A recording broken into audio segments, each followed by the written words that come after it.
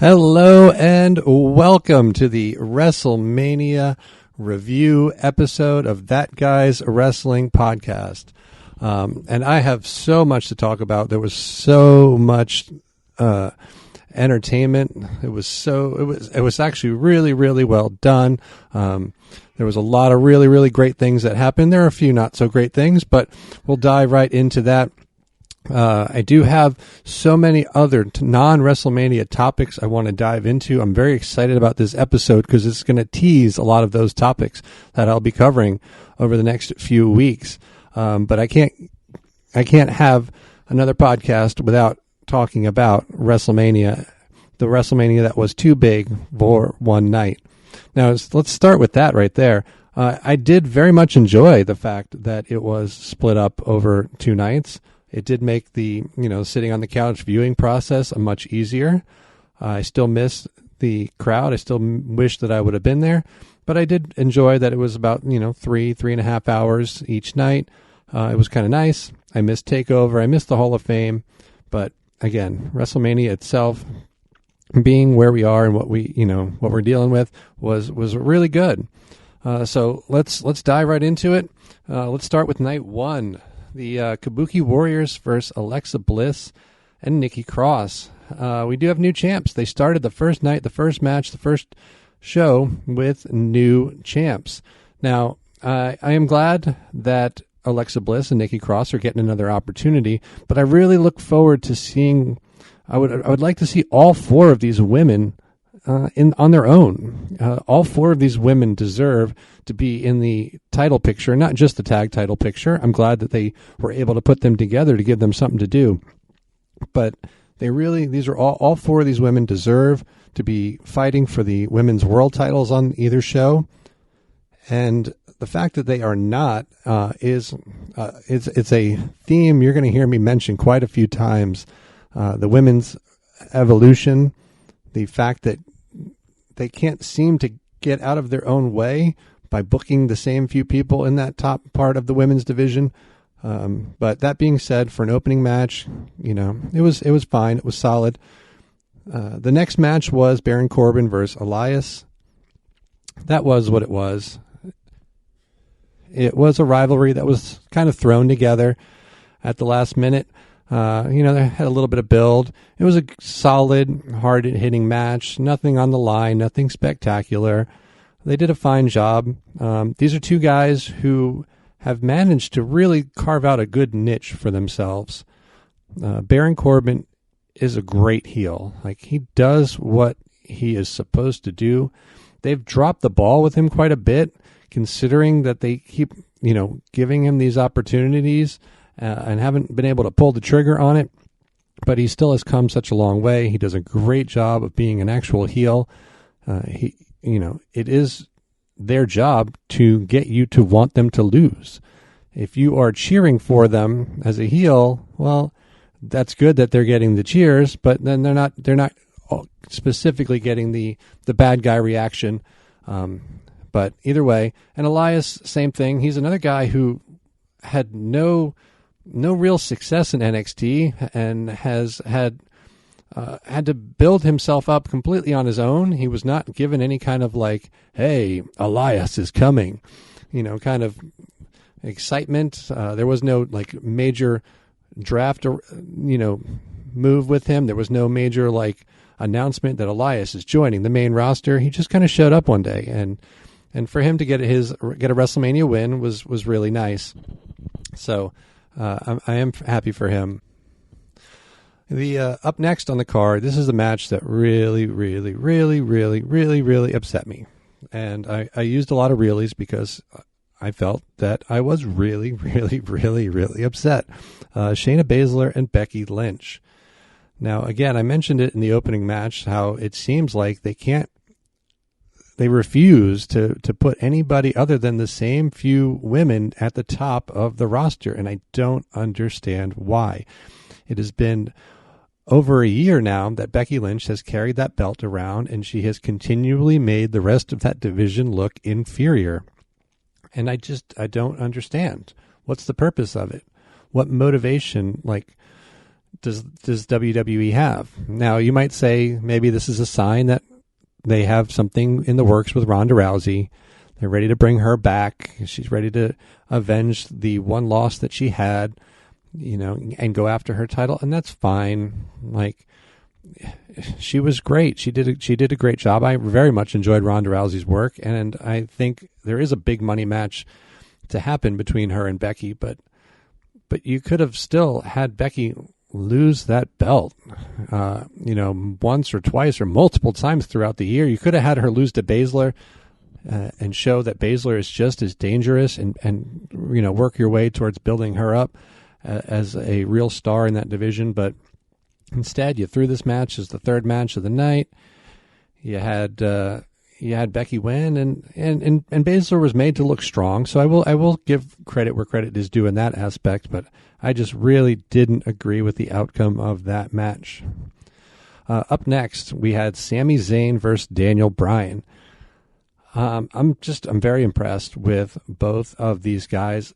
Again, so impressed with the heel work that Sami Zayn has been putting together. Like, that's what you want. That's what you want from a heel, a bad guy. You want them to create such a fan reaction where you as a fan just want them to get their ass kicked. You want the good guy to get a hold of them. You want the good guy to just, defeat them. And that's what he did. He spent that whole match just making you think, I just want Daniel Bryan to get his hands on him. Daniel Bryan to make him tap, to make him submit. He did a terrific job. Great heel work all around. Very good, solid match between those two, which I think, honestly, those two probably could just, put on a B+ match in their sleep. They're two very good wrestlers in the ring, but yeah, his work, his taking advantage of the lack of crowd, was really, really good. So I was very impressed with that match. There is a lot of possibilities for them to build on as far as the Intercontinental title picture, Drew Gulak's involvement, Cesaro and Nakamura's involvement. So that whole situation is far from done. And again, good to see Sami Zayn get a WrestleMania moment. Now, up next, we had our triple threat tag team ladder match. Now, it was a tag team. It was supposed to be a tag team match. It was for the tag team titles, but yet all of a sudden it was just like, oh, by the way, guys, it's 1-on-1-on-1. It's a triple threat match. I understand that you have to. The company's kind of dancing around, and if you noticed from the get-go, they very carefully didn't mention the word coronavirus. They didn't mention COVID-19. They just alluded to this situation that we all know is going on in the world. But that being said, there were a couple of matches that were majorly impacted by that, and this one being one of those where The Miz was taken out of the match and quarantined, but they didn't give us a reason why. Now, if you don't want to give us the real reason, then come up with a better one, because he was on the show the night before. He was on SmackDown on Friday night. So we know it's taped. We know that they're, working around this stuff. But from a casual fan perspective, if you watch the show Friday night and Miz is hyping up this match that he's supposed to have the next night, why wasn't he in it? That being said, that match was great. It was a very, very good match. You had three terrific performers in the ring doing, unbelievably dangerous stuff. There's no way to fake getting hit and falling on and being smashed by a ladder. Like, it's dangerous. It is really, really, really dangerous. Many people have gotten, really injured, some severely because of ladders in ladder matches. And sometimes it's not even the spots. It's not even the moves done off of the ladders. It's just when those ladders start flying around the ring, or they get knocked over accidentally and fall and hit people. Or sometimes you chuck a ladder at somebody when they're, on the ropes, and it's just hard to brace that impact. That being said, yeah, it was just a really, really, really well done match. I have a lot of respect for all three of those guys to put their bodies on the line the way they did. They could have done half of that. They could have phoned it in. They could have, done the minimum, but they didn't. They went all out. So great job. And then the ending I thought was very well done as well. There's only so many ways you can have a guy or a girl or team or whatever climb up a ladder and pull down the belt or pull down a briefcase. You can only reinvent the wheel so many times. So they were able to do that. I liked having all three of them grabbing and pulling off the metal belt holder at the same time. And then for, Morrison to grab the belts and get hit and fall off with the actual belts. And that's what caused the match to end was really good, really well done. I salute all three of those guys. I think the right team won. Miz and Morrison are showing that the company made the right call, putting them back together. Their heel work, their rap videos, their promos have all been excellent. So I really look forward to continuing to see where they go with those three. Up next, they gave us the grudge match between Seth Rollins and Kevin Owens. This is another match that they had a pretty good rivalry built. It was really good to see them. Again, the theme of this night of the show of night one was really the strong heel work, and Seth Rollins has been excellent lately. He has done a terrific job as his role as the Monday Night Messiah. He just makes you want to punch him in the face, and he that was no different on Saturday night. He took advantage again of the lack of crowd, and you heard the conversation, you heard the talking. They decided to just really go with the fact that everything they said we could hear. So he used it very well. The only thing I'm going to nitpick on this match was that pointless use of the disqualification and the restart to turn it into a no disqualification match. That was it was just unnecessary. Again, I'm nitpicking a very solid, hard-hitting match. There was a very good spot with Kevin Owens jumping off the part of the stage. That was great. The ending was good. He got a stunner. He won in the middle of the ring. So that just seemed a little unnecessary. I'm not really sure why they did it. My only thought is they were considering the idea of maybe having this match end with a disqualification and then continuing the rivalry and having them fight again next month. And with the uncertainty of what next month might look like, they decided to kind of shove that into one segment, to one match. That's my speculation. It is what it is. But again, another good, solid, hard-hitting match. So far, all the matches, were solid, very good. Which brings us to our next match, which for a match itself was not good. It was Goldberg versus Braun Strowman. Now, the in-ring match wasn't going to be good. That's just, we kind of knew that going in. And that's, again, if you were expecting a 5-star classic, if you were expecting anything that lasted longer than about 2 or 3 minutes, I guess that's on you. This is another one of those cases, though, where you had been highlighting Roman Reigns versus Goldberg. And why was Roman Reigns not in that match? Give us something. Make up something. Have a segment where Roman Reigns gets laid out in his driveway or in the parking lot or something. Give us a something.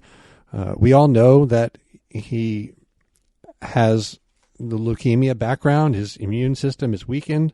It was a smart decision for him medically to not appear, and that's fine. But from a storyline perspective, give us something. That being said, the result was right, in my opinion. It seemed like it divided some people because Strowman didn't really have a lot of momentum going for him right now. But this was a result that needed to happen it needed to happen multiple years ago. Strowman needed to be world champion. I'm very glad he finally is. They kind of had themselves backed into a corner.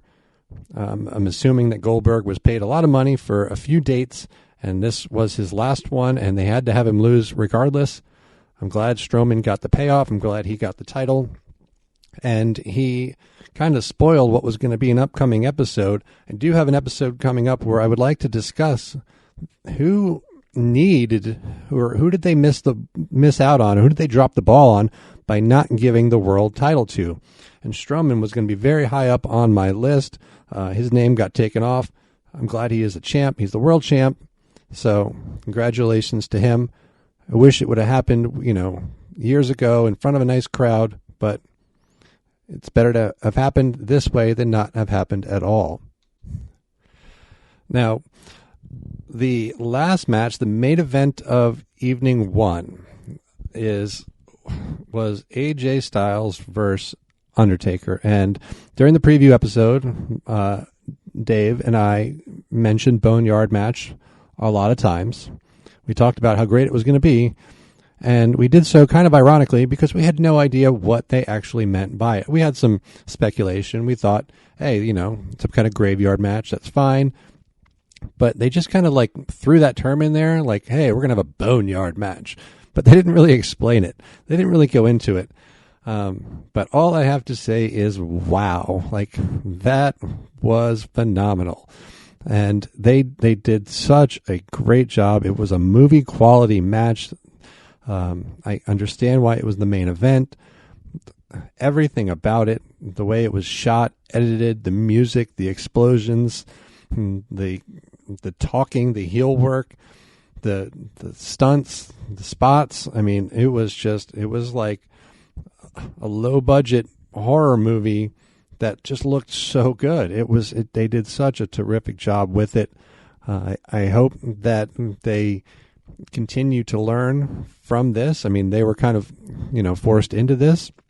Well, not necessarily forced into it. They could have had a match in the ring, and I assume that all things being normal, they would have just had a match in the ring, and I'm sure AJ Styles would have gotten the most out of Undertaker, but they decided that they wanted to film it this way, and they blew it. They blew expectations.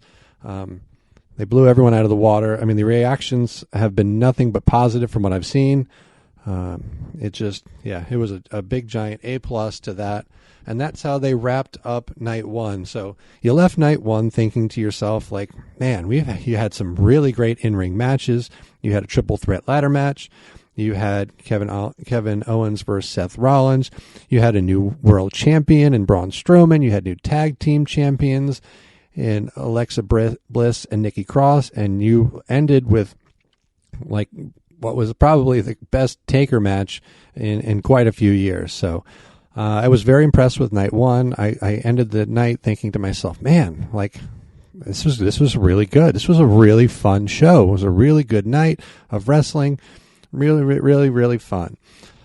And what made it even better is knowing that we had a whole second night ahead of us. So let's dive right into that second night as well. The second night opened with a terrific entrance. I mean, a terrific intro video. It was the same one that opened with the first night. And man, I don't know if there's a company, a show, whatever in the world that makes better intro videos, promo videos, documentary videos. Their department that's in charge of that is so good.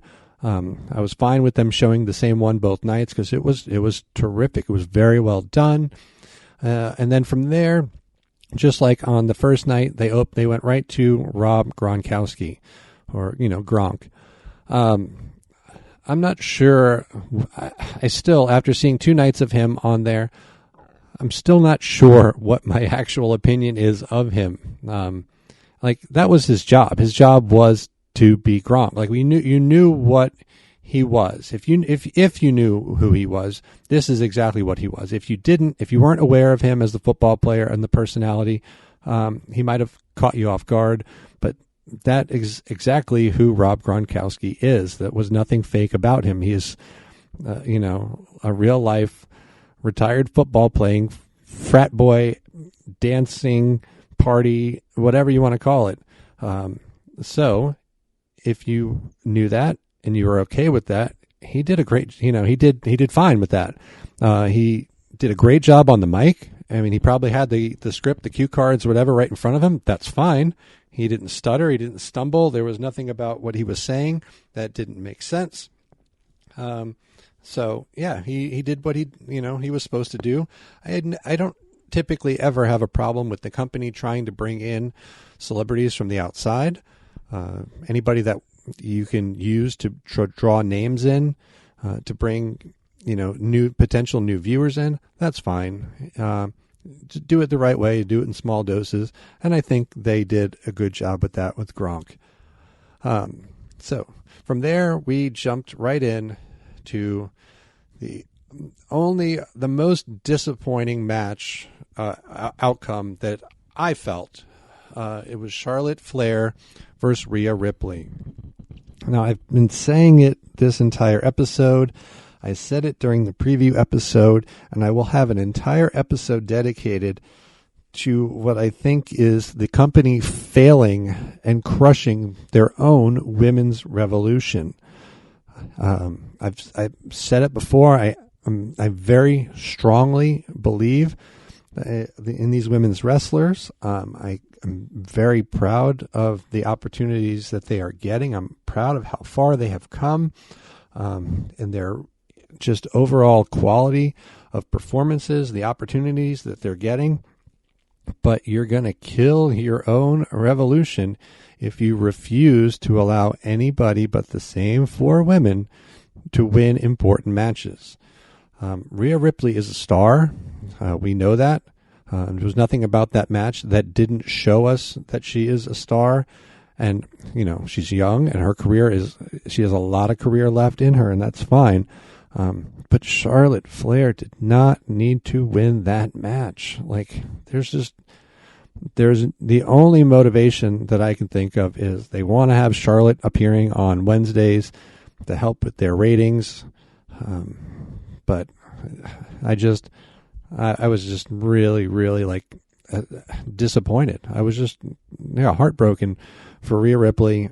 They built her up. She knocked off Shayna Baszler. She did the unthinkable in NXT. She became the champ, and they didn't really even give her a chance to run with that title at all before dropping it to someone who didn't need it. So the match itself was very physical. The match itself was solid. But it was your typical Charlotte Flair match. Her matches don't. She hasn't changed or grown. Her promos are the same. Her matches are the same. It is what it is. She's the champ. We'll have to see where we go from there. Up next is Bobby Lashley versus Aleister Black, a match that had no build because Lashley was quarantined. It was a fine match for what it was. It was just them trying to get 2 big names, 2 stars on the card that kind of threw them together. And I tweeted this out, and if you haven't started following That Guy's Wrestling Podcast on Twitter yet, please do. I tweet some what I hope is interesting stuff, thoughtful stuff, and if not, it's just more stuff either way. So yeah, go ahead and add me on there. That Guy's Wrestling Podcast along all your favorite social media forums. But I've tweeted, I've never seen such a deliberately slow build to a wrestler, the way they and protected build, I guess, is what I mean by that they've done with Aleister Black. Now, he showed up, and as I mentioned on my last episode, he's only been pinned one time on his entire run on the main roster. He has been very, very protected. Now, that being said, there's been a lot of times where he just wasn't on the show, or he was doing that behind the scenes knock on my door. He was there, but not there. And then he would come, and then he would, beat a bunch of nobodies, and then he'd have occasional rivalries, and then he would, he'd always win them. So they're clearly protecting him. They clearly don't want him pinned. They clearly don't want him jobbing out to people. But I feel like he deserves and needs something bigger. And I don't think they know what that is yet. So they're just like deliberately and very slowly continuing to just string him along, keep him protected, keep him from losing. And eventually he's going to pop. I don't know what that means. I don't know if it's a Money in the Bank win, a Royal Rumble win next year, a title match out of nowhere. I don't know what the case might be. It's going to happen at some point. I don't know if he. And again, I told you this episode's going to lead to a lot of future other conversations. I'm going to have an episode coming up where I talk about who needs to be the one that finally retires The Undertaker, and he's going to be in that conversation. So there's a little preview, a little spoiler of something I'm going to be talking about. But he's got big things coming. He deserves it. He's really good. So I'm just kind of curious to see where they go from there. After that was Dolph Ziggler versus Otis, and I mentioned last episode this was great storytelling. Like they really took the time creatively to put together a storyline for, at that time, like Otis was a lower tier tag team wrestler. Dolph Ziggler had his ups and downs. He's, a great wrestler. His opportunities are a little sparse. But they really took the time to craft together this just great storytelling. And it culminated with Otis getting his WrestleMania win and he got the girl at the end.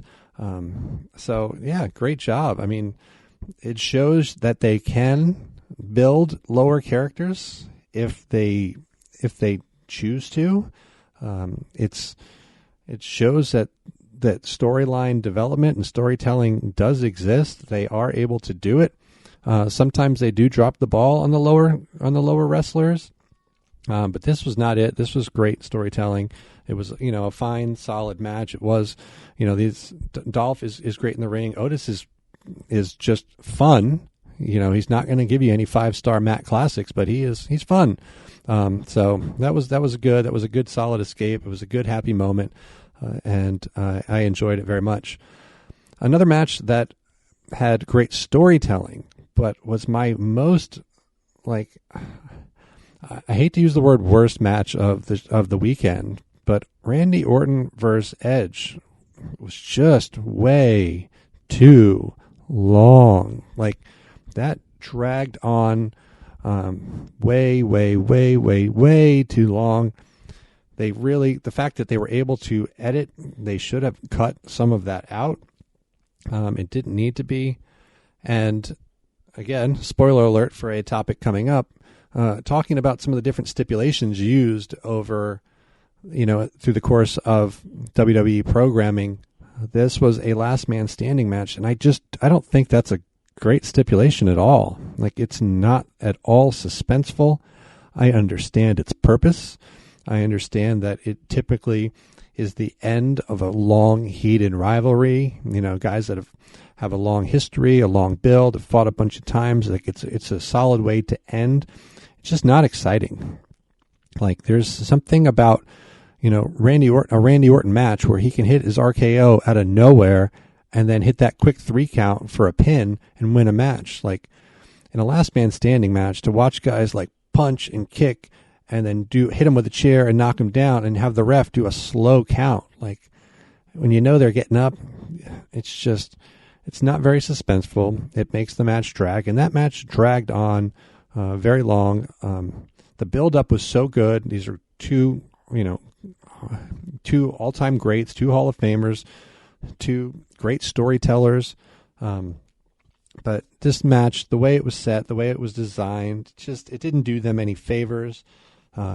So from that aspect, like I said, that it was probably my least favorite match of the show, because it had a lot of potential, and if they did an in-ring match together, it would probably be a lot more entertaining. But who knows? This might be the end of this rivalry, or they might stretch it on a little further. After that was Angel Garza and Austin Theory versus the Street Profits. This was very thrown together. This was the result of a lot of things not working out as far as potential matches, people being hurt or quarantined or whatever else. It was their way of getting the Street Profits on the show. It was giving them an opponent. It was, kind of is what it is as far as, what they decided to do with Angel Garza, with Andrade being hurt, with Mysterio being quarantined. Humberto Carrillo was supposed to be in that mix probably as well. That being said, it was a fine match. These are four guys with a lot of upside. Angel Garza is terrific. I don't know where he came from. He was not somebody that I particularly knew much about before he showed up in NXT. He showed up with very little fanfare, and then just started entertaining instantly, out of nowhere. Just started, really entertaining the crowd, putting on very solid matches, and then they just started giving him opportunities. And every opportunity he got, he succeeded. Putting him in cruiserweight matches, giving him the cruiserweight title, and then all of a sudden he just started appearing on Raw. I know it was because of Andrade's suspension. He just showed up. Zelina Vega, needed someone to manage, and he knocked those opportunities out of the park. He was on running through both shows for a while. Austin Theory, same thing. He stepped up. I don't know if this is going to remain, if he's going to remain on Raw, or if he's going to go back to NXT. A lot of potential with him. And the Street Profits, Montez Ford is a star in the making. I don't know if they know how to eventually, and it doesn't need to be anytime soon, how to eventually turn him into some kind of singles star. I don't know if they feel like they can. I think they're perfect together. I think him and Dawkins are a great combination. I certainly don't think you need to break the Street Profits up anytime soon, or if ever. I'm just saying he clearly has, there's just something about his energy, his athleticism. He is terrific. So there's definitely a lot of upside for all four of them. The right team won in that. There was no reason to remove the tag team titles from the Street Profits. So I was, again, that was a fine match for what it was. Up next was the SmackDown Women's Championship, the Fatal 5-Way that featured Tamina, Naomi, Lacey Evans, Sasha Banks, and the champion Bayley. Now, again, I've mentioned this throughout the show, and I will continue to mention it. They seem to just, again, you got Charlotte, you got Becky, you got Bayley, you got Sasha. I get it. They are very talented. They helped really just put the women's wrestling from a WWE standpoint on the map. And we all knew going in that the focus of this story was going to be on the friendship between Sasha and Bayley. I personally thought that Sasha was going to win, but her friendship did have a major impact on it. They teased a little dissension. It allowed Sasha to get eliminated. It gave Lacey Evans a chance. But in the end, Bayley won, thanks to Sasha coming back and helping her friend. We all know that this is going to most likely end up in Sasha turning on Bayley at some point, this friendship collapsing, the title going back and forth between these two, and they will probably put on some, very, very good matches. But, it almost would have been nice, to see Lacey Evans win or someone else win that title. Naomi and Tamina weren't really built to win a title. They haven't really been doing much with them, so it's fine. I understand that, but again, Bayley's had the title for 170 something days. It's time to move on. The title changes need to happen. It's very important that titles that they move titles around somewhat regularly. I've got a whole show lined up on talking about that, the importance of allowing other people to win championship belts. So, again, like I said, I love this episode. I love talking about these Mania matches, and it definitely gives you a spoiler of what's to come. The match after that was the Fiend versus John Cena in a Firefly Funhouse match. Now, after night one and the movie quality A+ performance we got from AJ Styles and Taker, we all expected, knowing this was going to be a Firefly Funhouse match, not knowing what that was, but we expected something along a similar line, something just off the wall, taped, whatever the case may be. And oh my goodness, did they again nail it on the head. It was phenomenal. Like, it was just so, like, when I was done, I didn't quite know what I was watching. And even throughout the time, I just kept thinking to myself, like, what is this? What is happening? But it was so good. It was so well done. It was a trip through John Cena's mind. It was John Cena beating himself. It was the throwbacks to both of their history, individually and together. The random segments of the Saturday Night Main Event and the NWO, like, it was just so creatively well done. Like I don't think I heard anybody complain about it. I don't think anybody could complain about it, because it was just creative genius at work. Shout out to both performers, to whoever helped put it together, wherever the creativity came from. It was nice, for John Cena to come back. And I mean, like, he didn't specifically lose in a traditional match, but he played the part. He went he rolled along with it, and he allowed the Fiend to go over, I guess, if that's what you want to call it, in that amazingly creative match. So yeah, that was awesome. And in many cases, that would have been a great main event, a final match to show. But in this case, we all knew what the main event was and should have been, and it was Drew McIntyre defeating the Beast, defeating Brock Lesnar, and becoming the WWE champion. It showed how tough he was. It was a solid match. Again, you're not going to get a 5-star classic. You're going to get a hard-hitting finisher spot fest between these two, and you did. It showed Brock Lesnar F5ing him multiple times, getting visually frustrated that it wasn't enough to put Drew McIntyre away. And I'm happy they pulled the trigger. I feel bad. I've mentioned this a few times. When a guy gets a chance to become a world champion, to main event WrestleMania, to have a major WrestleMania moment, it's unfortunate that you don't have the 70,000 fans cheering for you. But this WrestleMania will be remembered for a long time. It will be a very, very memorable event for many reasons, mostly good, but obviously not as good in the sense of what's going on in the outside world. But for it to be what it was, to be kind of thrown together and taped and recorded and put over 2 nights, and just trying to do what they could do to entertain us as fans. I think they did a great job. I don't even know how to rank it. Like, it just happened. So I don't know where to put it in the pantheon of WrestleManias. Like, I don't know how to compare it to other WrestleManias. It was so unlike any other WrestleMania or any other show that I've experienced, as far as, when it comes to the showcase of the Immortals. But I was very entertained. I think overall the reaction has been generally positive. I think it was nice to have 2 nights of something else to think about, something else to do, and I'm very grateful that the WWE did that.